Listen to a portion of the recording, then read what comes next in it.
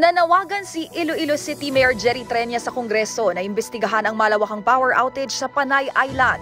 Kahapon, ikalawang araw ng taon, dakong 2:00 ng hapon, nawala ng kuryente sa isla na sumasakop sa mga probinsya ng Iloilo, Antique, Capiz, Aklan at Iloilo City.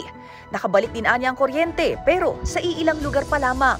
Labis ang pagkadismaya ni Treñas dahil sa nangyari. Ngayon is really call for congressional investigation made both by the Senate and the Congress. Kailan ulit They are our elected representatives. Mm-hmm. They are supposed to represent our interests. Mm-hmm.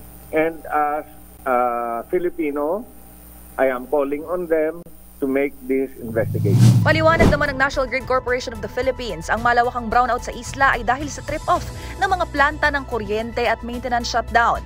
Malaking bahagi pa rin ng Panay Island ang nakararanas ng kawalan ng kuryente, bagay na patuloy na nireresolba ng NGCP.